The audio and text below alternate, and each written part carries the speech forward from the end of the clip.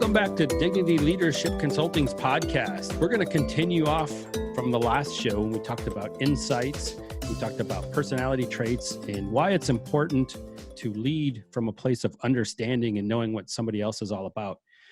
So again, today on my show, I have from Indianapolis, Indiana, I've got Nadine Murphy. Welcome, Nadine. Thank you. And again, as our color commentaries, I've got Chad Stedham right here across from me in the studio. And on Zoom, I've got Anna Sanchez. So welcome both of you. Hello. All right. So let's jump back into where we were at last. We were talking about the different colors. For a quick recap, we've got the reds, the blues, the greens, and the yellows. And our reds are our task-oriented extroverts. Our yellows are our people-oriented extroverts. And then we've got our blues, the cool blues, as Nadine likes to call them. I think I'm a cool blue, so therefore it's got to be cool. The cool blues are all focused on the task as well, but they're introverts. And then the greens are focused on people, but they're introverts. And if I recall from some of my readings, I believe greens make up 75% of the world's population. So if you got a chance, I'm going to do a shameless plug. If you want to read a book to understand more about what we've been talking about, pick up a copy of Surrounded by Idiots by Thomas Erickson. It's a great read. I've read it 3, 4, 5 times myself. I listened to it and I learned something new about other people every time I pick it up. And the last time I was listening to the audiobook as I was driving in and out to work, they had a reference and I referred to it on the last show. And it was reds. When reds have a bad day, they're like a shot of whiskey. And when greens have a bad day, they're like a keg of beer. So we'll go with that is the reds are probably, they're fiery, right? So it's fast, it's quick, it's spontaneous, it's bam. So it's like a shot of whiskey. It burns going down. It doesn't take very long to get over it, to get through it. And then we've got, the greens, and they're this big giant keg of beer that's been riding on the back of a pickup, going down the bumpiest road you could imagine, and it's full of foam. And when you tap that keg of beer, the foam comes out, and it keeps coming out, and it goes, and it's a slow process to actually get some beer out of the keg. And that's kind of when I look at how greens are when they have a bad day. It's just not a bad day on Monday. It bleeds into Tuesday, into Wednesday, into Thursday. It rolls all the way through the weekend into the next week before they ever get over it. So where I kind of struggle, though, because I'm not the expert, and we've got Nadine on the phone or on the Zoom call who is an expert. So I don't know. Am I accurate with my reds and greens? And then I need help on what is it like for a blue or for a green to have a bad day? Yeah. So definitely that earth green, they can be seen as stubborn, really digging in. And that's where I think I was really picking up on that. You can kind of roll over from day to day. They're really maybe bland even, docile, stubborn. But that cool blue energy, if on a bad day, they could be seen as indecisive, maybe a little bit cold or reserved, disinterested in what's going on, suspicious even on a bad day. And then, on the flip side, for that sunshine yellow, they can be seen as hasty or flippant. Really not paying attention to the feelings of some of their comments. So indiscreet or frantic could be some good descriptive words for that sunshine yellow. Perfect.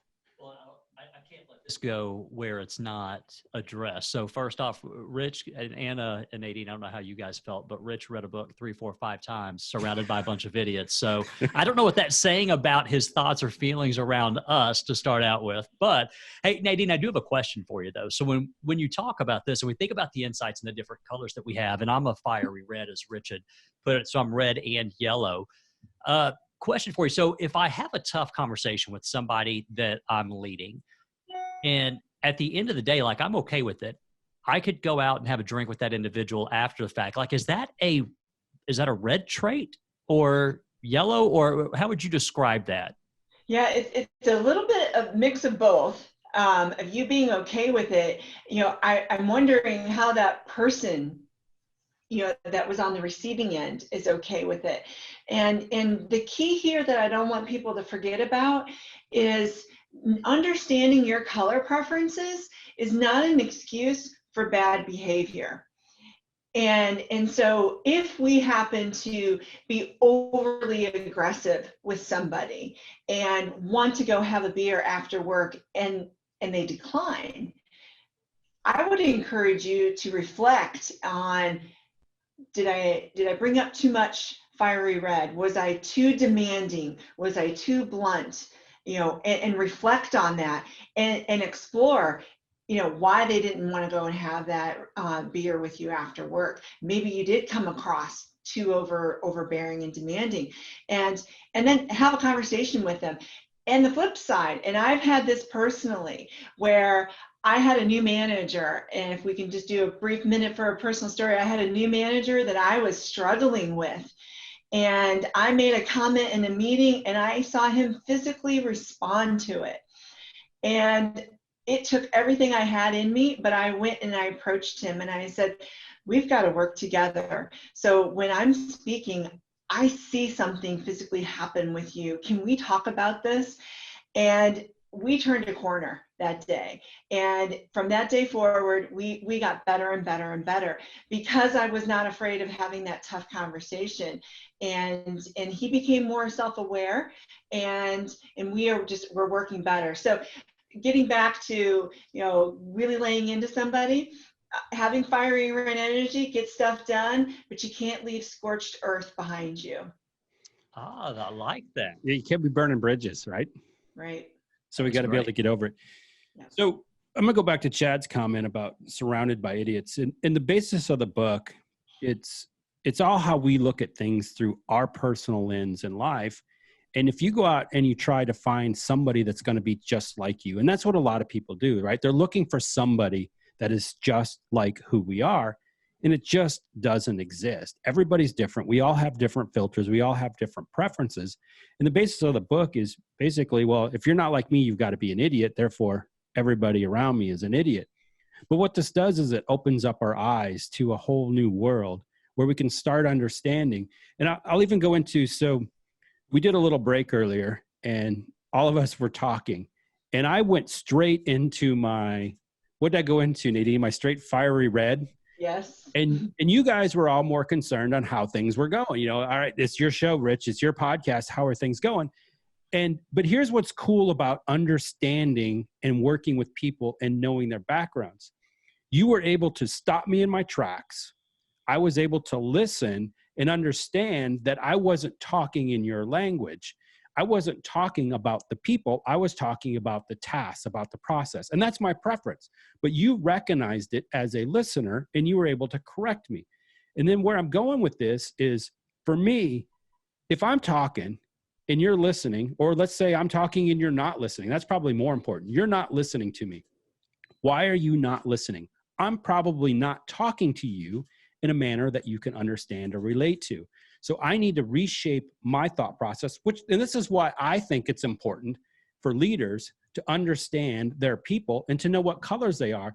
So when I walk into a room and talk to you, Chad, and I talk with you, you guys are different people, yes, right? But so many of us want to fall back into our personal habits and just start going. And bless your heart, Nadine, you flat out called me out. But that's a sunshine yellow, and it helps. And that's how high-performing teams start to begin to build, because they start building trust with each other because they're vulnerable. They've got these guards are let down. And I think somebody touched on it earlier. Blues, we talked about blues. Blues are big at building walls. And we'll put up this facade, and you're not going to get by my wall. I'm going to keep you at a distance, because if you're going to come to me, you better know more than me, because I've already figured it out. I've already got all my answers. I've already done the research. I've done the homework, and you can't possibly know more than me. And then even on top of that, what's more dangerous is when a blue runs into a blue, because they know more than I do. I know more than they do. And now we got this big giant pee-pee dance, if you will. It's like, who's going to win? So you got to learn how to bring all those colors in. And I'll open up to you guys for comments. I'm sure some of you have experienced something like this in the past where you've had, and Nadine, you talked about it. I don't know, Anna or Chad, if you've had an experience where you finally had that aha moment and you break through with somebody. I've had several. I had a manager working for me, and he would come into my office and he led with a strong, cool blue energy, and he would go on and on and on, and he would pick up, there would be something. I was trying to dial up my blue energy, but he'd pick up on something, some tell, and he's like, hold on, I'm giving you way too much detail. Let me get to the bottom line up front, the bluff, like Chad was saying at the last session. And, he'd catch himself and get to the point, which is a little bit of that red energy that I also lead strongly with as well. So that when him and I went through this learning experience, our relationship and our ability to get things done and work better, leaps and bounds. It was amazing, the change and how quickly it happened. Yeah, I'd have a personal experience too, and this is when I was a senior banker and I had a leader. We had a administrative staff that helped support the bankers, and I had a situation where I had to coach up, if that makes sense to everybody, and where I had the administrative staff come to me in wondering why our manager wasn't talking to them. He cool blue, very introverted, would walk straight into the office, pass everyone, and into his office and shut the door, and to get the task done. And when I started hearing the admin staff talk about, what did we do? Is he mad at us? Did we do something? They were worried that there was something amiss. So I had to go to that manager and just say, fortunately, he and I had already have developed a relationship of mutual trust and respect. And I said, could you please just say good morning to everyone when you walk in the office? Can you just do that one thing? Because I know it's going to make a world of difference. Really? I didn't know that. It matters to them? Yes, it does. And he just didn't know and didn't think it was important and didn't realize that the way, his demeanor, the way he behaves matters. And just that simple thing. And it, like you said, it turned the corner. It was beautiful after that. And I think that even helped our own relationship grow in ways where then he came to me, what do you think if I do X? And what do you think if I do Y? So all of a sudden I became part of his sounding board. And that really worked. But just those simple things just matter. And communication is imperative in building strong, solid, high-performing teams. Just being able to have that trust, mutual trust, to have those conversations and help everyone be better. Yeah, and he turned to you for help, and maybe in an area of that earth green energy that people, where he might be a little bit, it's in there, the fact that he started asking you for advice, is a great signal that he recognized that area was maybe a little bit weaker than some of his data-driven or maybe even task-driven areas. That's exciting. I love hearing those kind of stories. Yeah. He's a great leader. He is. And the thing that you're talking about there, and I love that because I've got more stories about this, Rich, than I would care to even share on here. But I was a really young leader up front. So I was actually the youngest individual on the team that I was leading. And I had some of the same traits that you were talking about, where if everybody would just hurry up and do things my way, they would realize that I was right and that they were wrong, and they would find the error of their ways, right? And that leadership style didn't work too well for my first role as being a leader. So leadership's really about the adaptation, right? You've got to learn. And I think that's one of the great things about this podcast with the insights piece, is truly learning how to be able to better communicate with your team. You're the individual as the leader that's going to have to be able to adapt to those styles. So I love this aspect, and I love this podcast around insights. So the piece that I'm picking, you're hitting my why statement, right? Learn, grow, lead, create a world of dignity. So we all have to learn, and everybody sees the meme going around. I've created my own, I've reused it, I've stolen it. So now I own it, I guess, because I used it 3 times and it comes yours. It's leaders never stop learning. And we're always learning about ourselves. And if you're not learning about yourself, how are you going to be able to help other people, and how are you going to help them grow? And you guys have all been touching on one of my favorite words of all time, and it's trust. And how do we build up trust? Well, number one, you got to show up and be be authentic. You got to be genuine. You got to be who you are. So if you're yellow, be a yellow. If you're blue, be a blue. But you also have to understand that that can be abrasive. And Anna, you went in and you started talking about this, and I think you and I have been reincarnated, and here we are from a different life, because I was that person that you were just talking about. I used to walk in and I started asking for feedback. I read a book. So I read a bunch of books. I read too many books. And just because you read a book doesn't make you a leader, right? You actually got to read it, understand it, write about it, practice it, kind of like a doctor, right? You're not a doctor just because you go to school. You got to practice it. So one of the books I read was Thanks for the Feedback. And in that book, they talk about taking the information that hurts, that's hard to hear. And I started doing that, and I started asking my people for information, but I'm a blue, so I had the wall built up. So I had to break the walls down. But once I got those walls down, people started giving me feedback. And lo and behold, somebody said, when you come into work, why do you go straight to your desk and check your email and see what's got to be done for the day? I'm like, I don't know, just what I do. I'm a blue. So I started learning about my tasks. So I was that person. I'm walking in, I'm not saying good morning, I don't do anything. And now I've trained myself. I walk in, I've moved things. I moved the coffee out of my office, so it forces me to go turn it on in the lobby to talk to people. So I have to say hi. I have to say good morning. And guess what? They got hot coffee when they show up at work. There's my green energy. I'm taking care of somebody else. But anyway, so I've trained myself. I've set up my environment to be different so I can do different things. And I've started coming out and I started realizing, and now I show up at work. It might be 9:30, 10 o'clock before I even start my laptop. I got people, I got bosses that are texting me. I got clients that are texting me. You know what? I'm sorry, but if I don't have my employees here and I'm not taking care of them and putting them first, none of this is going to get done.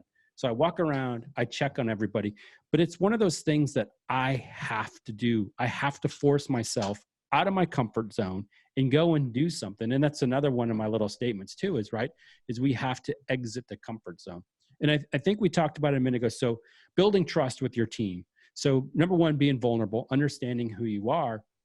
And then, we got to move on down the line, and to build trust, you got to give trust, but you've got to speak their language. You've got to understand where these people are coming from. Rich, I have a question for you. Yes. Did you see noticeable improvement on productivity when you made those subtle changes? Holy cow. I think I texted you this question, and I didn't for our listeners, but I did. But honestly, you see production goes way up. And so I'm a blue, so I do research, right? I've got to have everything backed by facts. Production goes up 56% when you make your employees feel like they belong in the organization. And one of the biggest things that corporations or leaders or teams are doing right now, especially if you're a publicly traded company and everything's all about the stock and how much money you're making and how much revenue you're generating, what's your margins? Everybody's looking at the numbers, which I hate. I'm sorry, I hate it. I've taught myself not to do that anymore. You got to look at the people. But everybody's like, how do we get up production? Okay, it's pretty simple for me. Go take care of your people. It's that easy. Build trust with your team, communicate with them, understand who they are. If they're green, you got to learn how to get them involved. If they're yellow, you got to party with them. If they're red, you just got to be brief, be quick, and be gone. And if you talk to a blue, we got to go through it. You're right. You got to have all your data, all your facts, and everything lined up. And if you don't know how to talk to those people, you're not going to make them feel like they belong. So how do you turn it? So this is great right there. So whenever you're talking to new leaders, though, because I think that's what a lot of the individuals, or some of the individuals in this podcast, will be individuals that are wanting to learn more about leadership and continuing to grow. So, and Nadine, this might be a good question for you. So if we don't have the Insights exam to be able to provide for these individuals, should we take this 8-question test, or how do we start to better identify what some of our staff may actually be? Sure, the 8-question test is good. Also talking to people and asking them, and you're going to get some signals really quick. Do you like to have agendas? Does your employee ask you, should I prepare anything for this meeting that you scheduled with just a subject, with nothing else in the body? That's a good indicator that they could be leaving with some cool blue energy, because they want to know how they can better prepare for that meeting. So just talking to your people and understanding listening to them will give you some great cues as to what their preference models might be. I like that. Yeah, it does make a big difference when you start understanding, and it's just getting out and communicating with people and understanding who they are as an individual. And part of being a leader and part of our society, and I'm going to say it as, we had Brooke on a show with us, but it's people that come from other countries really bring it out in Americans. And as Americans, we show up at work and we've got to be something that somebody expects us to be. Oh, you're the boss, so you've got to act like this, or you're a follower, so you have to act like this. And my answer to that is no. You got to be you, and you got to be genuinely you, so that you can give your best. And then when you allow that to happen in an organization, people start to feel like they belong. And then we're back to that sense of belonging where you get the increase in production. And I was working with a group this past week, and I said, hey, what's your number one focus? What do you guys need to do as a leadership team? And they said, we've gotten rotten ratings on our customer service. And I said, really? I said, so what do you think the best way to go about that is? And they didn't really have an answer, which is kind of why I was in the room, right? I'm helping them out. And I said, do you think we need some customer service training? And I was shocked because I thought they were all going to start nodding their head yes. And they didn't. They said, no, we really don't think that's going to work. And I said, well, how about if we start putting all these people first? And we did. And we actually went through this insights training that we just did with you guys, these 8 questions. So I jam-packed this in one quick day with this leadership group. And in 48 hours, we changed the morale of an entire organization and got people to start buying in. And we even had customers calling us and going, what did you do? It's not a magic recipe. I mean, just treat people like they matter.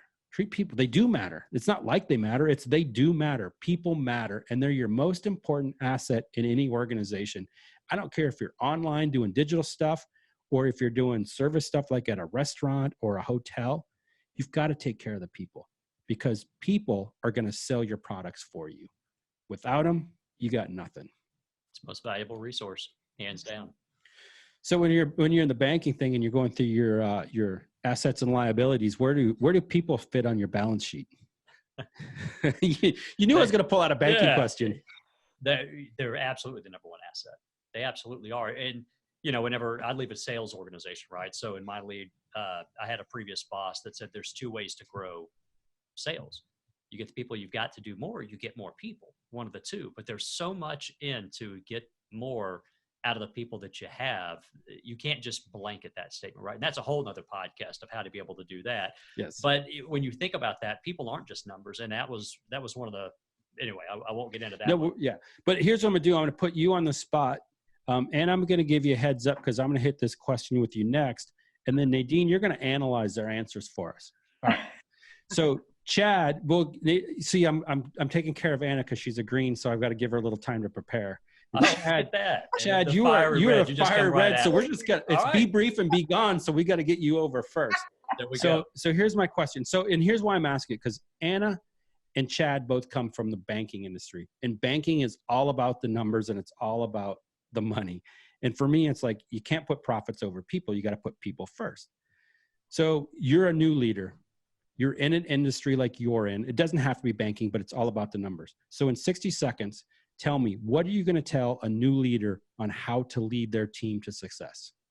So, and I would just go through a definition of what leadership actually is. So leadership is influence. So the first thing I would say is, how do you positively influence, impact, and motivate your team? And so you'd have to be able to identify what those internal motivators are for each individual, and be sincere, be your true, authentic self. Bam. I love it. All right. So keep that answer down. And I want to go over to Anna, I'm going to ask you the same question. Industry, numbers driven, profits are important. What are you going to tell a new manager who's just landed into a leadership role? I'm going to tell a new leader, in this order: lead yourself, lead the team, and lead the business. The business will happen. Profits will happen. Growing the business will happen as long as you're your authentic self, that you have a sense of self-awareness as a leader, and then turn that into leading the team and helping them grow. I am freaking out. Because, I mean, seriously, this is so textbook. Anna's answers were all about you, yourself. Take care of yourself first, that earth green energy. And Chad's were extroverted and, you know, snappy and quick. I mean, I love it. This is like textbook. But, you know, we couldn't have planned this better. Nicely done, both of you. You're being your authentic self with those answers, and it resonates with me. It does. Nicely done. I love it. And I'm sure, Chad, I don't know you well enough, but I know that even our styles being as different as they are, we're both hugely successful. So it works. You know, so it's just a different way of getting to the same result. One of the very first leadership books I read was that of Mary Kay Ash. And she actually says in her book that the profit and loss statement, if you know a little bit about her company, Mary Kay Inc., it was a private company. Then she went public, and then she brought it back and turned it back into a private company. And she'll tell you that the profit and loss statement, P&L for short, means people in love, not profit and loss. So she was very much the green natured type of leader in the way she ran her business. And it's still here today after 75 years or however long she's had it. But that's really what we've been talking about in terms of how we support the team and how to be leaders and lead ourselves. So I just had an aha moment that we need to share with all of our listeners. And I did not plan this. So I'm a blue, Chad's a red, Nadine is a yellow, and Anna's a green. We have every single color on this podcast. So here's what I'm going to say, because somebody's going to ask the question. Hey, I'm a red. Can I be a leader? I'm a green. Can I be a leader? It doesn't matter what color you are in the personality traits or what personality you have. It's about who you are and how you love the people. Go back to the people and love statement. I'm stealing that one, by the way. That was a big one mine. So I'll give you credit right now. That was credit of Anna Sanchez. Next time it's going to be credit of Rich Levine. Okay. But that was brilliant, because it's about the people and the love. And if you just show people you care, you start getting them to do more things for you. And, one of my favorite books of all time is Extreme Ownership. And sometimes I say it's what you preach, what you tolerate. And there's a lot of different things in there, but you also have to, if you want something, and then Zig Ziglar taught me this one, you have to give in order to get what you want. So you got to go find out. And I was working with a team this week on production. Their production is way behind. And I said, hey, as a leader, you need to go out there and ask them, what do you need to get the job done? Make them feel important. When they tell you what they need, go try to solve as many of those problems as you can. And in return, you're going to get what you want. You're going to get production. Now, that's not how we'd normally think of things, right? You'd say, okay, well, I just got to go out and, put the vice on them and get them to crank out some more. But what it really comes down to is how you treat those people. So we're coming up to the end of the 30-minute period. It's been another great show. I appreciate everybody's time coming on today. I'm Rich Levine, the founder of Dignity Leadership Consulting. So leader's just in my vocabulary. It's just what I say. You can find me on LinkedIn at linkedin.com/rich.levine, and Levine is spelled Levene. I'm also on Instagram and Facebook under Dignity Leadership Consulting. So with that, I'm out. Thanks. Have a great week.